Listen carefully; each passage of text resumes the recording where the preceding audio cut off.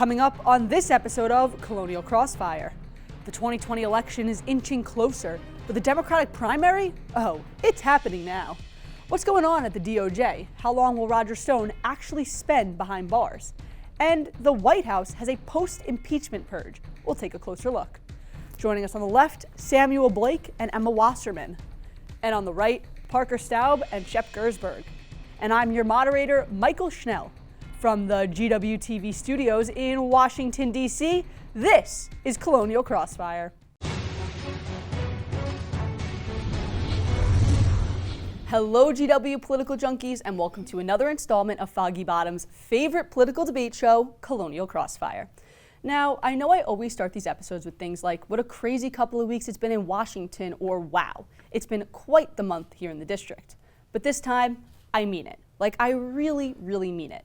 This past month brought a lot of news, at least since the last time we broadcasted. President Trump was acquitted of his impeachment charges, and the day before, he delivered his third State of the Union address. The president's longtime crony, the notorious Republican strategist Roger Stone, was sentenced to roughly 3 years in prison, amplifying concerns regarding the state of the Department of Justice. The White House released its 2021 fiscal budget proposal. The president took a page from his constitutional playbook, granting over 10 pardons and clemencies. And of course, the 2020 election has finally started. Voting kicked off in Iowa earlier this month, and boy, do we have some things to discuss. So to tackle these hot issues, let me introduce our fantastic panel of GW's finest future politicians. On the left, Sam Blake, a sophomore from Colorado Springs, Colorado, majoring in international affairs. Sam is the senior deputy director of campaigns for the GW College Democrats. And Emma Wasserman, a sophomore from Philadelphia, Pennsylvania, studying political science and women's gender and sexuality studies. Emma is the director of programming for the GW College Democrats and a finance intern for Susan Wild for Congress. And on the right, Parker Staub, a freshman from Gettysburg, Pennsylvania, majoring in political science. Parker is the freshman rep for the GW College Republicans and a former intern for the Republican National Committee. And Shep Gersberg, a senior from Highland Park, New Jersey, studying international affairs.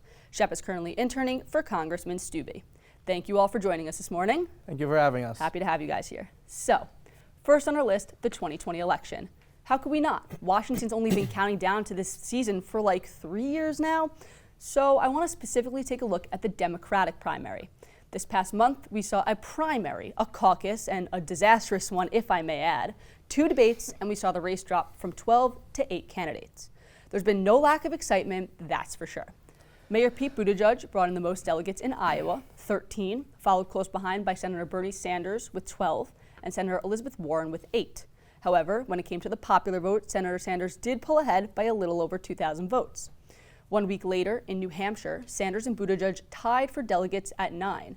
Sanders did, however, win the popular vote. But in a surprising turn of events, Senator Amy Klobuchar came in third, securing 6 delegates. So now, here we are. We're less than 2 weeks away from Super Tuesday, when a large chunk of delegates will be up for grabs. Yet, the candidates are fighting as fierce as ever on the debate stage. There's so much to talk about, so let's get started. First, I want to talk about the current state of the Democratic Party. It seems like the only thing that these candidates can really agree on these days is the fact that they want to take Donald Trump out of the White House. But speaking of that guy, he has a pretty clear shot to the Republican nomination. Many states are canceling their Republican primaries. He's not really having any fierce challengers. But the Democrats are still being as fierce as ever on the debate stage, attacking each other on Twitter. So the question I want to ask right now is, I get that the Democratic Party is a big tent party. It has a lot of different views.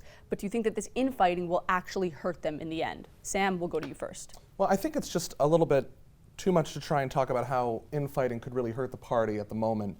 It's good to see that there is a rigorous and very hard primary that the Democrats are getting through. I think that's the right way to really find the right person to nominate, to represent our party and find really the best person to take on Donald Trump.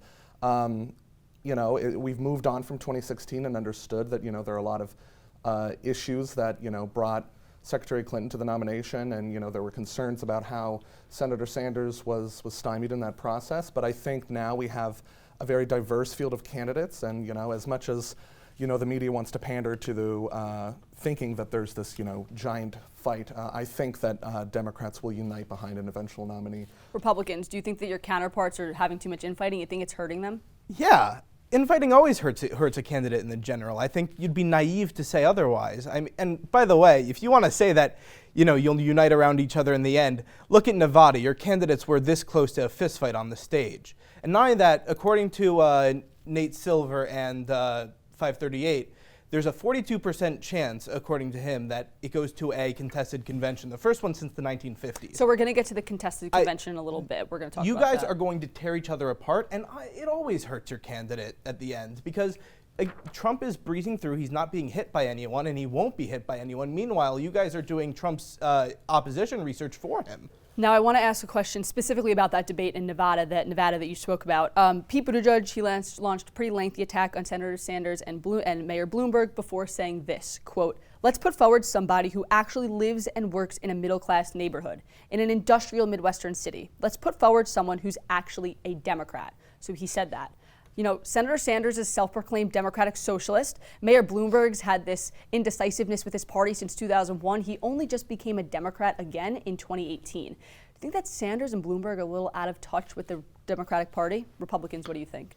I mean, yeah, I do think, especially if what the Democrats are looking for is somebody to represent the party well. I don't know if Sanders and Bloomberg are either of them are that person, but I do think. I don't know if Pete Buttigieg really has that capacity either to be the person that represents the Democratic Party in the future. So I want to talk a little bit more about that. Yeah. Senator Sanders, he's the perceived front runner right now. Yeah. Mayor Bloomberg is polling in double digits in several polls. Democrats, is he too out of touch with your party? Are these people the ones who you think can really lead the party? Yeah. So I definitely think that there is a growing divide in the Democratic Party that we have to acknowledge. And Mayor Bloomberg definitely is not going in the direction of where we're going, kind of towards the views kind of more like Senator Sanders has towards the left a bit. But because this party we're kind of refiguring ourselves out, I don't know who's going to best represent what we're. Do you think Sanders and Bloomberg do represent it, though? I don't think Bloomberg does. I think he's out of touch. He's in the past. He's not even really a Democrat, so definitely not. And Sanders definitely at least represents where the party is going with all of the youth that's coming up, and that's where his strong support comes from. Even beyond the Democratic Party, I think actually it hasn't as much been talked about. I think Buttigieg had the line of the night in Nevada when he said that many Americans will find themselves without a place to look if they're forced to choose in the Democratic Party between a socialist who thinks that capitalism is the root of all evil, referring to Sanders, and a billionaire who thinks that money should be the root of all power, referring to Bloomberg. And I think that even beyond that, the fact is that neither Sanders nor really Bloomberg, in my opinion, more Bloomberg, but neither Sanders nor Bloomberg really represents the average American voter. And I think that if you look at the Democratic Party, maybe it's time to start questioning whether or not certain members of the progressive wing of the Democratic Party are out of touch with what most Americans want. I have to disagree and just note that the importance of what's going on in the primary process now and what Senator Sanders especially is highlighting is, whether you want to call him a socialist or not, he's pointing out that there's obvious corruption, greed in our American political system. And the candidates will all say that to a different degree, but that's something that we can all unite around, is understanding that the corruption, the greed, the dark money that's been in politics, that really Senator McConnell, the Senate Republicans, the president has no interest in trying to reform and trying to fix. And that's fair, and that's a fair perspective, but do you think that the entire Democratic Party is there? Do you think the entire Democratic Party is ready to get on board with these highly progressive leftist ideals? I do. I think that if a progressive candidate is nominated, and I think all of them, aside from maybe Congresswoman Gabbard or even Mayor Bloomberg, will all label themselves as progressives. It's the degree of how progressive you want to enact those solutions. I think Biden raised a very interesting point when he pointed out that having Sanders at the top of the ticket could harm Democrats elsewhere. And I'll tell you why, and he raised this point, and I think it's actually really interesting, is that you're going to force Democrats down ticket, many of whom don't support socialism, or don't support the very progressive policies of Senator Sanders. you're going to force them to take a stance, and you're going to have them either support socialism, which might not be popular in their district, or actively go against their nominee. I think it could put the Democrats' down ticket in a very tough position. Beyond that, there was a poll done. 45% of people said that they would vote for a socialist, 53% of people said that they would not, 23% of independents said that they support socialism and have a favorable view of it. Now for Warren, she's had quite the interesting campaign. First two races didn't exactly go as she had planned, coming in third in Iowa, fourth in New Hampshire, finish that didn't even earn her any delegates. It's still early, but she is in third place in the delegate count. She did, however, like you all were saying, have a really strong performance in this debate. Do you think that, considering this recent lag in the first two races, do you think that that's going to damage her campaign and her campaign for the presidency? Or do you think that this boost from the debate, she did bring in her best hour of fundraising during that debate, do you think this will be enough to sort of propel her back into the race? Absolutely not. I think that it's important to understand that she really is the great debater that she's proven herself to be time and time again. I don't think she really has ever had a bad debate performance. You know, that's kind of been immortalized in her, time way back in Oklahoma City as a high schooler. I think she has fantastic potential, especially with Super Tuesday. Everyone really wants to talk about how, momentum can carry, but let's keep in mind we're on the eve of only the third nominating contest. I do think it's pretty early. There's a long way to go, and I think there's a lot of room for any candidate, really. It is anyone's game. Republicans, does does Senator Warren have a shot?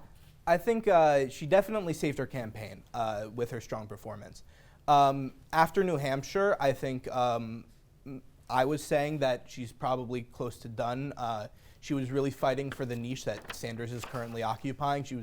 At the end of the day, I believe that this will really come down to one or two progressives and probably one or two moderates. And I think that she was showing that Sanders was beating her all over the place for that progressive slot. I do think that Elizabeth Warren is going to have to start appealing to like the more suburban mom like base of Klobuchar instead of like the progressive Bernie supporters, because I think Bernie kind of has his supporters locked in. They're also going to have to start pushing into each other's coalitions, because you can't win the nomination with only a little less than half of the caucus. I mean, the parties essentially two parties right now. She definitely showed that she's not out of it.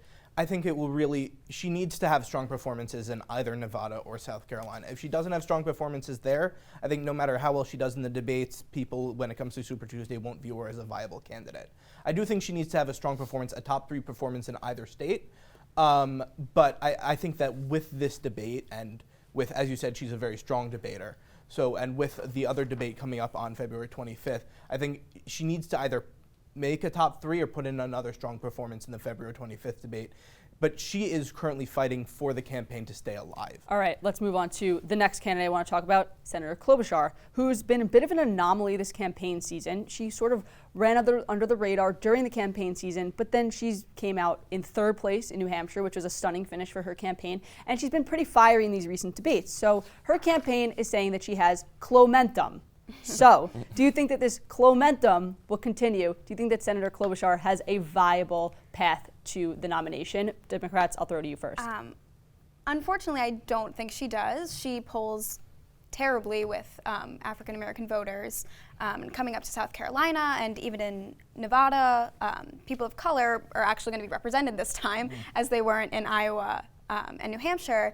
So, I don't really think that she has, without that coalition, I don't think she has a reasonable path to the nomination. So I want to just come back with a question there. Yeah. You say that you don't think she has a viable path because of her lack in African American support. I think that same theory translates for Mayor Buttigieg. Yes. He's notorious for polling terribly. She polls worse than he does, which is not, that's really bad. But if one of them, if Mayor Buttigieg or Senator Klobuchar do end up getting the nomination, the big pull towards them is that Midwestern appeal, being able to appeal to those states that President Trump was able to take from Secretary Clinton in the 2016 election. But the same thing can be said for Senator Sanders, who in the 2016 primary absolutely walloped Secretary Clinton in states like Wisconsin. Republicans, do you think Klobuchar has a viable spot on a viable path to the ticket, and what do you think her campaign should be focusing on? Yeah, I do. I mean, I do think that she still has a little bit of a viable shot at getting the nomination. I think there's like not very many moderate candidates, or at least I think we'll start seeing a shift towards that, because I really think that the Democrats' main goal in their voting is going to be like who is going to beat Donald Trump, and I really don't think that they think that like a socialist progressive is going to be the one that's going to be like win over the whole country in the general election. There are still, though, a lot of moderates in the lane, but Because of that, I have to disagree. I don't think she has a viable shot to the top of the ticket. And if you look at the viable candidates, they are all white, and I feel like a white Democrat is more likely than not going to take a minority as their VP choice. So I can't see her getting onto the ticket. However, what I do see is I do think that she will more likely than not, if she continues to have a strong performance, manage to leverage her way into maybe a cabinet spot, a sub-cabinet spot, if she wants it. all right. She might not want it. But I want to if she move on wants to the last question. We are kind of teetering this a little bit at the top of the block. How the Democratic Party runs their primary season and runs their caucuses. They have a really interesting way of of putting their candidates to the ticket. What I want to talk about is those superdelegates, because we right now are talking about the possibility of a contested convention. At that Wednesday Nevada debate, that notorious debate everyone's talking about, the question was asked, do you support superdelegates? What do you think of this system? All of the candidates on stage said let the process play out. If that means superdelegates, okay, except for Senator Sanders. We can also mention his 2016 finish and how superdelegates affected him 4 years ago then. So what I want to ask you guys is, do you think that superdelegates should remain in the system for putting a Democrat to the nomination? Democrats, it's your party. We'll let you give the first talk. I think the way that the Democrats are able to reform the process in the past 4 years, I think, is on the right path. And really, I think the superdelegates should be a mode of last resort. And I do believe that the DNC is utilizing that in a way by, it's been a long time since we've had to go into a contested convention. We were talking about, what was it, 1954? Two. Was the last contested convention. Of course, it would be wonderful for all of us to be able to view that and understand how significant that is for political history. Exactly. But I also think, again, it's just so early to talk about contested conventions. It's a realistic possibility. But I think, having those 500 superdelegates in play, that's the voice, the higher echelon of the party that really will be working with whoever the nominee is going to be and if they end up beating Trump to the White House. So I think, letting the process play out will be the good option, but also considering that the will of the people is the most important thing. That's where the DNC really has to get going. Republicans will give you the last word. Yeah, I mean, obviously Bernie would say that he doesn't support superdelegates. We saw in 2016, and he knows that the party upper echelon doesn't like him very much. They don't necessarily fall within his progressive ideology. And I believe that if it goes to a contested convention, absolutely the party elites, the head of the DNC, will be working behind the scenes to try to make sure a more moderate candidate ends up with a nomination. All right, we'll have to end the 2020 conversation there. We can keep going for hours, I know, but we got to move on. After this, we'll head over to the Department of Justice to see what's going on inside and take a closer look at the mythical Roger Stone. Stay tuned. Raise high. This isn't just our battle cry. It's our call, our challenge. Because when you were called to Washington, you were called to higher expectations, to a higher standard. We are called here to advance knowledge, to serve society, to change the world. Is that too lofty? Too aspirational? Is it simply too much to expect? Not if your classroom is a Smithsonian, the IMF, or on the doorstep of the Supreme Court. Not if you have access to the most hallowed institutions and formidable leaders. Not if you are given the tools to change minds, shape laws, influence entire fields of study, advance our way of life, change the course of history. From the nation's capital to the four corners of the earth, to far below the surface and far beyond our atmosphere. Here, unique opportunities, the ones that many people work much of their lives to get, are within your reach from the moment you arrive. This is where you find new pathways for preventing global epidemics, where your unexpected friend propels a new scientific movement forward. This is where you push forward as a team to break records and reach new heights. Where your classroom is 68 square miles of the most consequential land on Earth. This is where you will make it happen. This is the George Washington University, and what we make is history. So stand up, be bold, take risks, press on, push harder, raise high.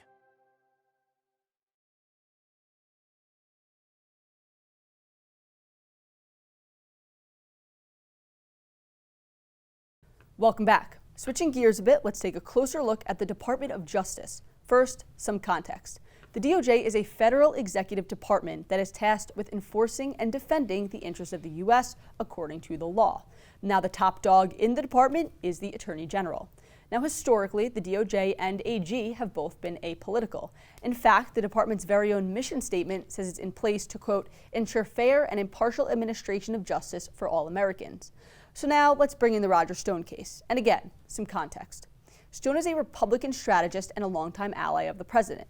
In November of 2019, Stone was found guilty on all 7 counts he was tried for, which stemmed from Robert Mueller's special counsel investigation. 5 counts of lying to Congress, 1 count of witness tampering, and 1 count of obstructing a proceeding. Now, on February 10th of this year, prosecutors on the Stone case recommended 7 to 9 years of prison time for the strategist, and that was based off sentencing guidelines. In the early hours the next day, really early, 1:48 a.m., the president took to Twitter, writing, quote, "This is a horrible and very unfair situation. The real crimes were on the other side, as nothing happens to them. Cannot allow this miscarriage of justice." That same day, but at a reasonable hour, top Justice Department officials overruled the prosecutor's sentencing memo, thereby recommended reducing the sentencing period. In response, all 4 federal prosecutors on the Stone case, those very individuals who recommended the 7 to 9 years, withdrew from the case, one stepping away from the DOJ altogether. AG Barr, he denies that the White House had anything to do with this reversal. And on Thursday, a judge ultimately sentenced Stone to 40 months in prison, 3 years and 4 months. Clearly a major difference from those original guidelines. And now here we are. Roger Stone's going to prison, the possibility of a presidential pardon is on the table, and a Department of Justice that seems to be a little bit in disarray. What better time to dive in? Let's get to it. I want to start with 2 questions, kind of simple. A, do you think Roger Stone will be pardoned? B, if so, when in this last year of his term? Shep, I want to ask you first. Do I think Roger Stone will be pardoned? I think it's definitely on the table. I think that I feel like I believe we're getting into it later on, but I believe the pardons that the president sent out earlier today were basically a test balloon to see if he could get away with pardoning people that are known to be close to him. When? If so, when? I think he's going to wait a bit. It's kind of too hot to do it right now. Parker? If he's smart, he'll wait a little bit, I think. Do you think it'll ultimately happen, though? Yeah, I wouldn't be surprised. But as far as now that the sentence has been reduced a little bit, I don't know, maybe not. I think if Trump listens to his advisors, then When has he ever done that? yeah. Exactly. Emma? Yeah, I think it's definitely an option. I think he will probably do it. It's not the first time that Donald Trump has done something kind of corrupt. If so, when? If so, when? Well, again, if he's smart, which I don't know he really is, he will wait. Keep in mind the election, though. Pre-election or post-election? I really can't predict what that man will do, but probably post-election. Sam? I think it really depends on the result of the election. Yeah. I think he'll wait exactly until he knows. There's a lot of speculation as to whether he'll honor the results of the election in the first place or deem it rigged. I think if he ends up losing the election, he agrees to go. I mean, this is something that presidents do all the time. On the eve of their exiting of office, they still have that presidential power to pardon people. But I think this whole situation paints a very wide picture of the absolute chaos in the executive department at the moment. So I want to get in a little bit to now the changing of this recommendation. Like I said, after the 4 prosecutors had recommended 7 to 9 years, President Trump took to Twitter saying it's a miscarriage of justice, essentially recommending that they lower it. That was his opinion. Do you think that the Justice Department is folding to the pressure of the White House? Because the Justice Department, like I said, is supposed to be apolitical. We'll go to the Democrats first. While it's important to acknowledge, I keep saying that it's important to acknowledge, it's important to understand, all the context that we hear from what's going on in these situations. We know that the DOJ is an arm of the executive branch, but there needs to be a separation of how, the president is able to exercise his purview into something that's in his branch of government. You know, the AG is appointed, you know, to exercise a duty where he is able to, you know, oversee what's going on in his own department. But is politics affecting the DOJ a little too Absolutely. much right now? The president on the White House lawn calling himself, you know, the chief law enforcement officer. Yeah, that goes into a lot of very scary territory. Parker, you look like you want to respond. Yeah, okay, so I think you're looking at like two possibilities with this situation, and one is that the prosecutors that are lower down in the DOJ come up with this large sentence, and there's been a lot of speculation about people in the DOJ being against the current administration. Well, just to push back on that statement a little bit, these 4 prosecutors did know the facts arguably the best. They'd been on the case for years, and also the sentencing was based off guidelines with how many counts there were and the level of the counts. But carry on. I think so I think there was a point where they didn't really run it up the line though to the top officials of the DOJ, and maybe whenever Bill Barr had gotten the chance to look at it and the top officials looked at it, they were going to decide to lower it anyway. But I do think Bill Barr actually came out with a statement later that said that like he wished that Trump would just like shut up sometimes, you know, like perfect segue to my next question. ABC News' Pierre Thomas asked Bill Barr in an interview if he spoke with the president at all about this recommendation for Stone's sentencing. To that, the AG had this to say. Take a look. Did you talk to the president at all about your decision regarding the recommendations? Never. Anybody from the White House call you to try to influence you? No. Nope. I have not discussed the Roger Stone case at the White House. I'm going to go to the Dems first. Do you buy it? Do you think the AG really didn't talk to the White House? I do not buy it. It's not the first time this administration has been exerting its influence in places that it's not supposed to. And I mean, even the Roger Stone case is about him lying to Congress. So I don't think lying is out of the question here, and I think that it's honestly, like you were saying, quite frightening, the power that the president is trying to have, and it's very, very frightening. Shep. Yeah, people who know me know that I'm not a dyed-in-the-blue Trump supporter. In fact, I identified as a never-Trumper during the 2016 election. But the fact of the matter is that I believe Barr here. Because what, in my opinion, probably happened was Trump made the tweet, and Barr and other senior DOJ officials were like, we want to get on our boss's good side. And so they did it. You don't have to directly communicate with the president in order to get the feeling that Trump maybe wanted to have the sentence lowered. Let me ask something. Is that an issue? The Department of Justice wanting to get on the good side of their boss, when the Department of Justice, I understand it's part of the executive branch, but it's supposed to be apolitical. It's supposed to be apolitical, but it's apolitical in the same way the Supreme Court's apolitical. It's apolitical in theory. Holder had some things where he talked to Obama. In Bush's time in office, he talked to his AG. It's always been not. I mean, it's apolitical in theory, but that's normal coordination on policy issues. We've never seen, you know, in the past few administrations, this type of cooperation. Honestly, I think that the Attorney General is afraid to lose his job. You know, he had a very honorable reputation here in the district before he joined this administration. And, you know, here he is at risk of losing that all as an Attorney General in a previous administration. Here he is trying to salvage what he can. In essence, coordination. It's a different type of coordination, but it's illegal coordination. That's what it is. I just don't think that. I don't even think it's that viable of an option to say that they were bending to the will of their boss. Honestly, like I think that probably like what actually happened was, well, we have the support of like the leader of Minority House and the majority of the Senate. They both came out in support of Barr instead of Donald Trump. I think this is a classic case, and I really think that everybody awards Donald Trump actually too much of like he's like scheming behind, like trying to figure out everything. I really think this is just a classic case of Donald Trump not smart politically, sounding off about an issue that he shouldn't have. And when Bill Barr was probably going to reduce the sentence anyway, not actually bending to Trump, but now it looks like that because Trump had to tweet about everything. I mean, our friends on the Republican side said it themselves. I mean, Donald Trump at the moment, whether he's doing this or not, or if he's, being too idiotic to actually, want to take part in anything that's going, if that's the case, he shouldn't be president in the first place. Sam, I want to go back on something you said before, talking about the fact that Bill Barr, his job may be in jeopardy. He may be stepping down. Over 2,000 former federal prosecutors have signed on to a petition saying that Bill Barr should resign from his post. Will he? If the Democrats end up, taking the White House by the end of this year, I don't know what his end game is going to be and how this whole political process plays out. But if he's able to keep the media on its toes, please the president, and execute his duties in the Department of Justice, I think he'll be just as happy to keep his job. Republicans, will he resign? I don't think he'll resign. I think that after all of this, I can't see a situation where he resigns unless Trump turns against him in addition to everything else.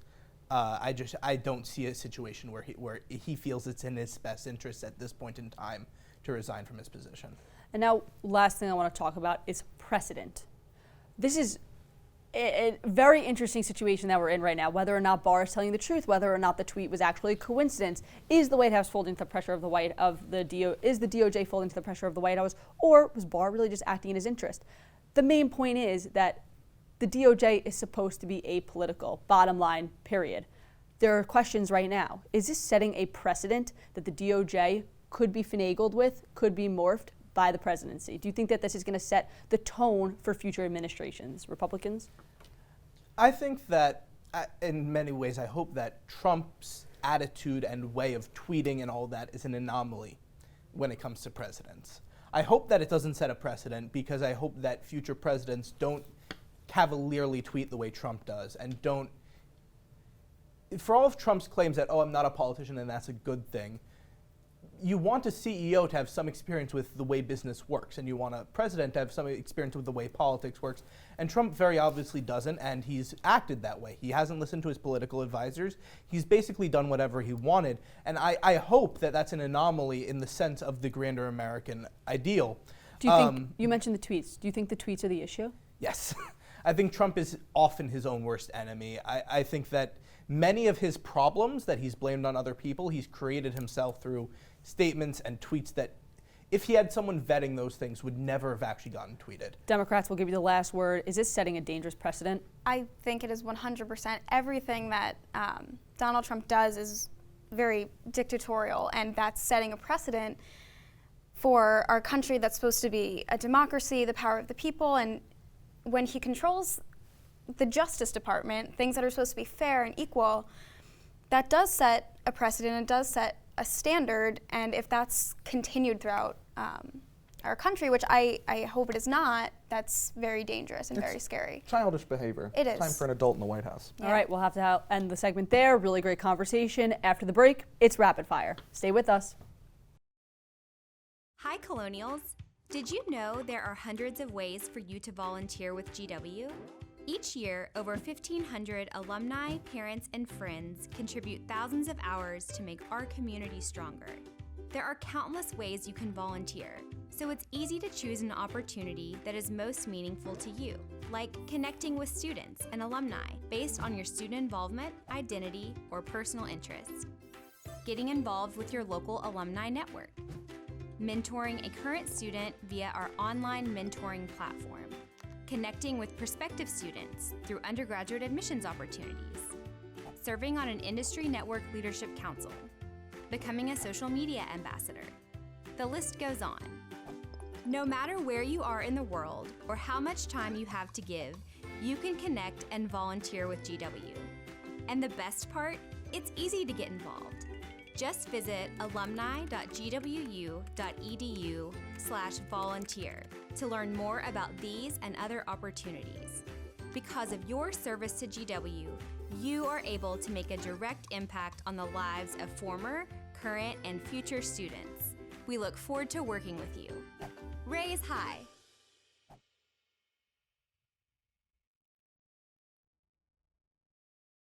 Our panel joins us now for Rapid Fire, some quick answers to some quick questions.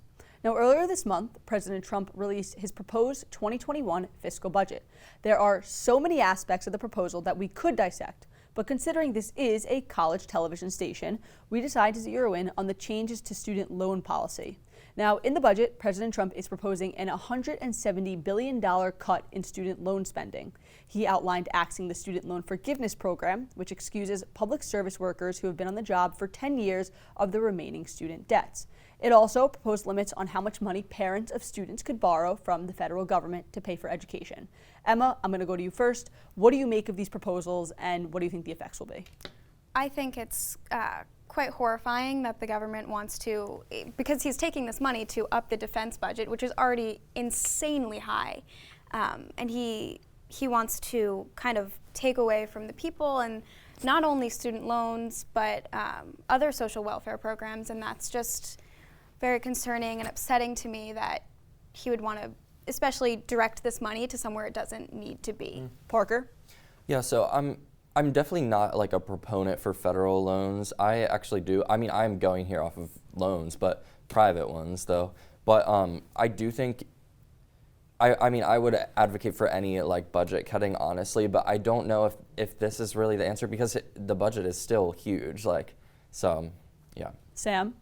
You know, as someone who's here on public loans, as someone who's the child of 2 public educators, as, you know, someone that believes that public education is a right for every individual, I think it's absolutely god-awful what's going on. His cuts, you know, not only to this, but to other social welfare programs, Medicare, Medicaid, social, SNAP, food stamps. Yeah. You know, it's the absolute wrong thing to do, and it's hilarious to me and unbelievably ironic that the party of fiscal responsibility, the Republicans, are ballooning this deficit that the president, before Mr. Trump, President Obama, spent so much time working against Republicans to shrink that deficit. And here we are seeing the Republicans blow it up again. Shep?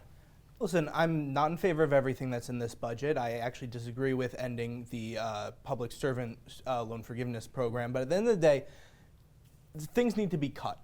The reason why the deficit balloons under Republicans is because Republicans want to give people tax cuts, and the Democrats not don't people. let CEOs.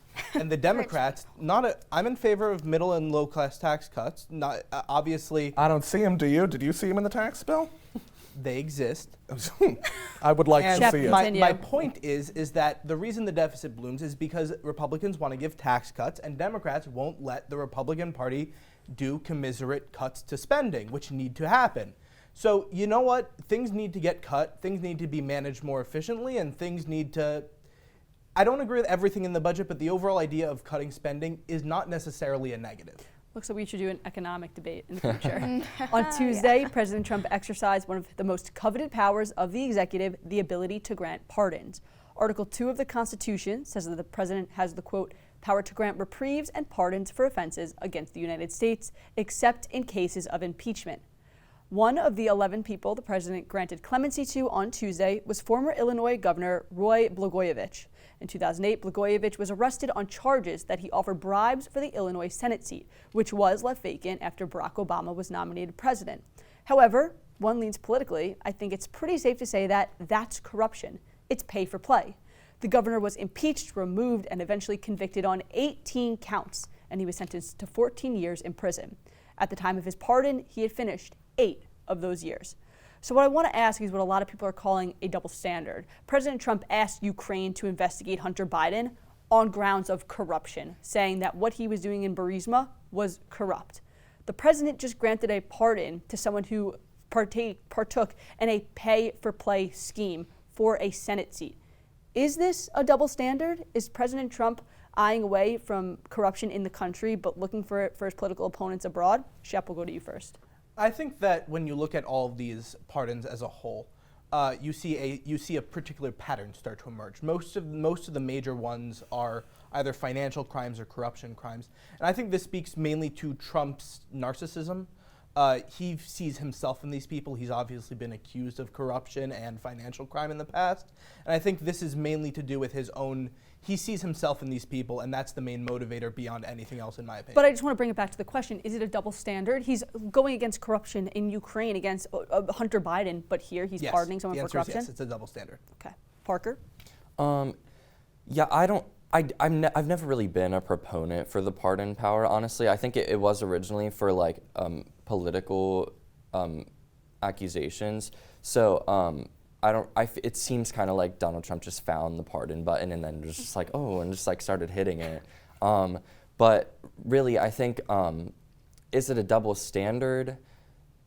A lot of, I don't know the specifics of that case, but a lot of them did like start doing like philanthropy and their money This wasn't philanthropy. Okay. Blagojevich, Yeah. President Obama was elected, and After- Blagojevich then, as the governor, had the ability to then fill that vacancy, and he started saying who wants it and offering bribes for the Senate seat. I don't know about the double standard thing, but I do think, I don't really like the pardon power at all, just as general, like overgoing the verdict of a jury. I do think it's important, whether you like it or not, to note that no matter what Trump's motivation is, the Constitution does not put any limit to the presidential pardon. Except for moments of impeachment. Except for impeachment. Yeah. Trump could, if he wanted, just say, I like this guy, and pardon him, and he would be allowed to do so. And to be fair, all presidents use the pardon power. Yes. It's not a partisan, Republicans do it, Democrats do it. Emma? Yeah, I mean, it's 100% a double standard. Donald Trump only does what Donald Trump thinks is in his best favor. And he doesn't think he's corrupt, so it's a double standard when we look at it from a realistic perspective. But it's a double standard, and it's ridiculous. Sam, last word on pardons? Like you said, president's pardon, Democrat, Republican, and in fact, Blagojevich, he himself is a Democrat, and he was, regardless of political affiliation, what he did was wrong. He did not finish his sentence. It's been a long time that he's been in jail, 8 years. but the sentence was given to him, regardless of the good behavior. What he did was wrong. This could turn political. We don't know. It definitely is a double standard. If the president wants to, look at corruption abroad, he should be looking at it in his own administration, looking in the mirror. All right. Next topic. Earlier this month, President Trump engaged in what's now being dubbed a post-impeachment purge. That's when he fired 2 prominent impeachment witnesses. On February 7th, the president fired Ambassador to the European Union Gordon Sondland and Lieutenant Colonel Alexander Vindman, who sat on the national security staff. Both of these career diplomats offered testimonies before television cameras that linked the president to the hold on Ukrainian military aid. What I want to ask is, again, about precedent. What effect will these firings have on future congressional investigations? Is this setting the precedent for future administration officials that if they have credible and relevant information for a congressional testimony that they want to come forward with, that they have to then be worried about losing their job? Sam, you first. I think that this goes into the larger discussion about protecting whistleblowers. I really don't think that enough reform has been made to ensure that people who go up and talk against the wrongdoings of their superiors, there needs to be more federal protection for that. And I see that happening if there's a Democratic administration in the future.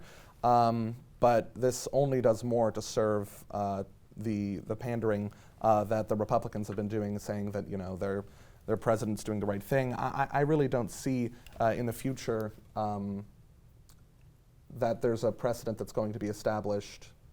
For some people, it depends, really. My words are getting twisted just because how complicated the issue is, and seeing that this is a normal thing that happens. They work and they serve at the pleasure of the president. That phrase exists. Emma, are these 2 firings putting a precedent in danger? I do think, especially because the Republican Party is so united behind Trump, if they were to get themselves into the same position, they certainly would listen to what the president has done before. And it is, again, I keep saying all of this is frightening, but it is because it's criminalizing telling the truth. And that's not what this country is founded on, and it's I will scary. say just the Republican Party is publicly united behind Trump. If Sanders wins the presidency, see how fast non-socialists suddenly start espousing socialist policy on the Democratic side. All right. Don't want to go back into 2020 because then we'll get stuck on it for hours. Parker? Yeah, I don't really know about if it sets a precedent. I think the president is allowed to fire these people, like you said. They serve at the pleasure of the president, and like you did say that the Republicans are united behind Trump, but I do think that the Democrats are very united against Trump. So like there is actually a lot of people who don't agree, who haven't agreed with the outcome of the impeachment in the House of Representatives. So I'm not surprised that he fired them, honestly, and I don't think it sets a dangerous precedent at all, because if I was president, like, you would want people serving under you that are for your administration, so. But they told the truth about things that they witnessed. Yeah. Yeah. They're not lying. So The assumption is that There you go. just to make it clear, they came forward because they were telling the truth, not because they weren't favorable of the administration, because they were asked by their country to come forward with truthful information, so they did. Yeah, and I think whether or not, yeah, okay, so they told the truth is what we're assuming. I don't know. Some people, Of course, They they, I they, really they, don't- they held under oath. They had a no lot choice. of the, okay, I'm just saying the Continue. outcome of the I will impeachment say, is very highly lying under oath contested. is Okay, not unprecedented. Perjury is Yeah. a thing. yeah. Keep going. So I do think I don't think it's off limits for Trump to be firing these people now, and I don't think it sets a dangerous Shep, precedent. quick last word. Yeah, I don't support the firings. They do serve at the pleasure of the president. I don't think they should be fired. In fact, I agree with you. There should be stronger whistleblower protections and stronger protections for those who testify. They don't exist now. Trump is very big on loyalty to him more. And I think it's understandable why he fired them. Do I think they should have been fired? No, but I understand why he did it. Last topic is really nuanced, so I want to walk through the facts. On Thursday afternoon, the New York Times reported that intelligence officials briefed the House Intel Committee on their findings that Russia is actively interfering in the 2020 election with the intentions of helping to re-elect President Trump.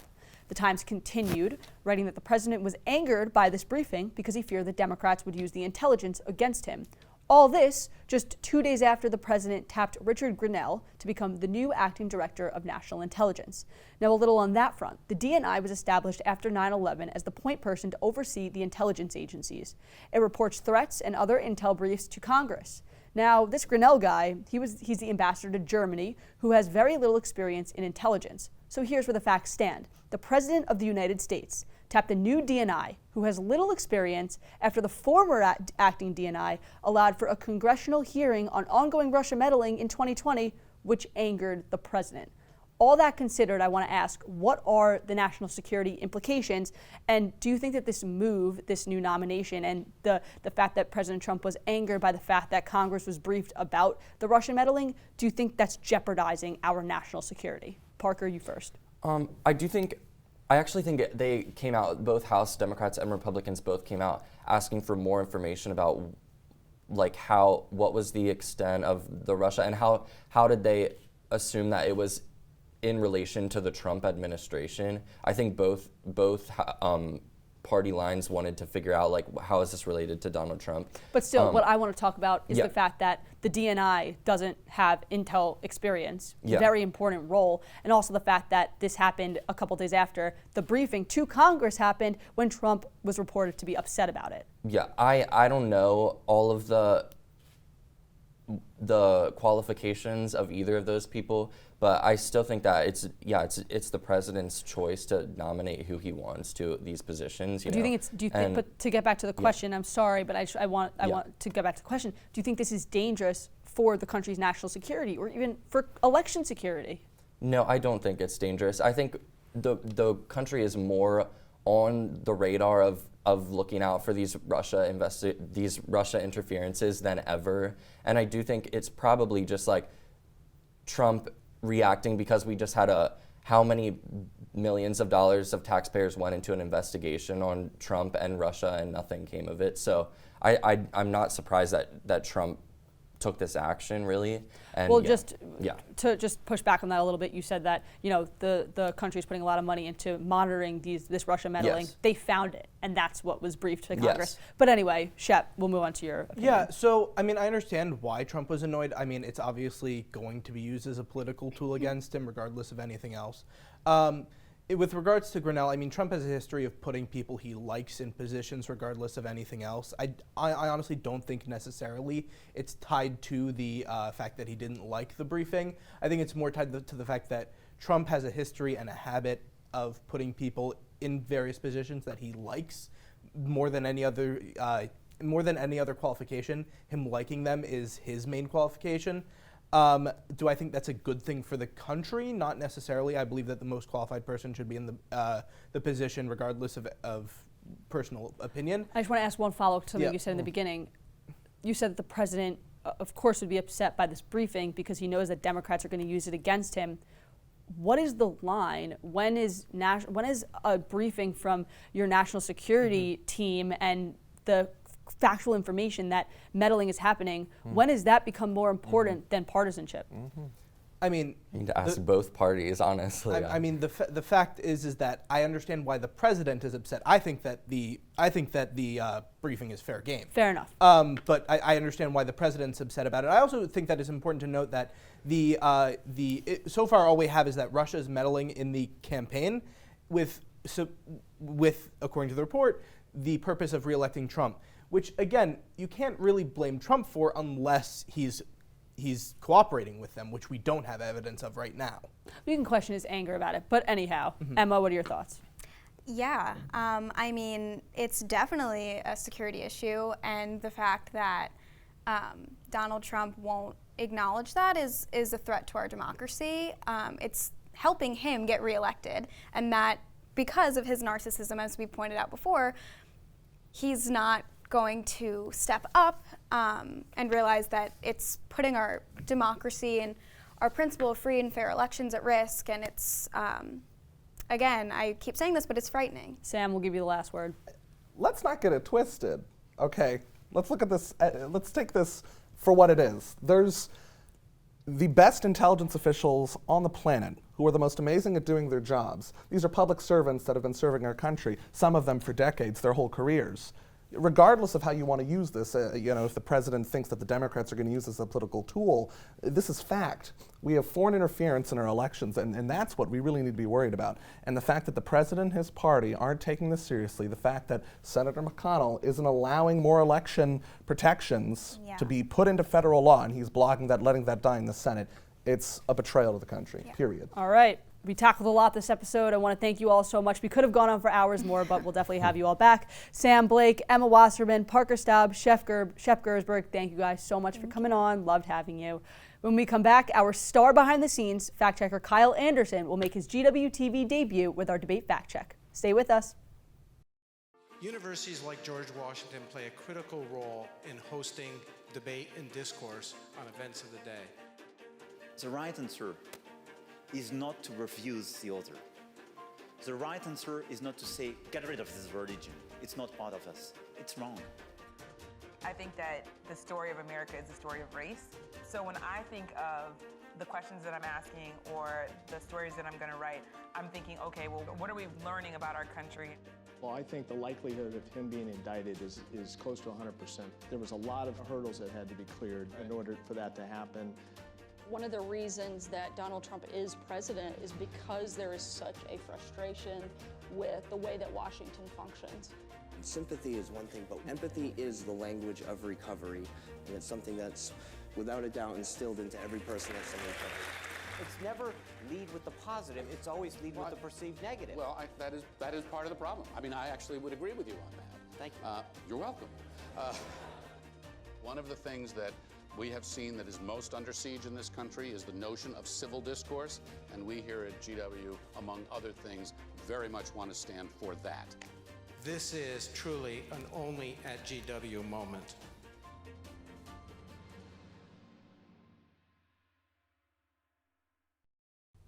Welcome back. During our panel discussion, a team of fact checkers monitored our debate. Kyle Anderson is here to fill us in on what we missed. Kyle? Thanks, Michael. Our debaters came prepared for today's debate with very few errors. However, some clarifications do need to be made. During the debate, Democrat Emma Wasserman stated that Amy Klobuchar polled terribly amongst African Americans and even worse than Mayor Pete. However, this statistic depends on the metric. Klobuchar actually edges out Mayor Pete in favorability, as an Economist YouGov poll reports that 44% of African Americans have a favorable view of Amy Klobuchar compared to only 41% who have a favorable view of Pete Buttigieg. However, when you look at the nomination, only 2% of African Americans poll with Pete Buttigieg and 0% poll with Klobuchar. Republican Shep Gersberg said that there are no protections in place for whistleblowers. It is worth noting, however, that while there are not many protections, there are some. The Department of Justice grants their whistleblowers immunity from retaliations such as firings or wage cuts, and the Occupational Safety and Health Administration gives whistleblowers the same protections for workplace violation reports. However, it is worth noting that the executive branch has very few protections in place for those who blow the whistle on executive functions. Democrat Sam Blake said at the end of our debate that Senator Mitch McConnell was blocking electoral protections. This is a mixed bag, as there have been several pieces of election security legislation blocked from debate by McConnell, but he has responded to recent pressures by expanding congressional funding for election security programs. And that's all for the Fact Check. Back to you, Michael. Thanks, Kyle. All right, well, that's all for this episode of Colonial Crossfire. Be sure to check us out online at www.gw-tv.com and follow us on Twitter and Instagram and like us on Facebook. And if you have strong political beliefs and want to voice them to the GW community, please reach out to the Crossfire team via email or social media. We would love to have you on the show. For all of us here at GW TV, I'm Mychael Schnell.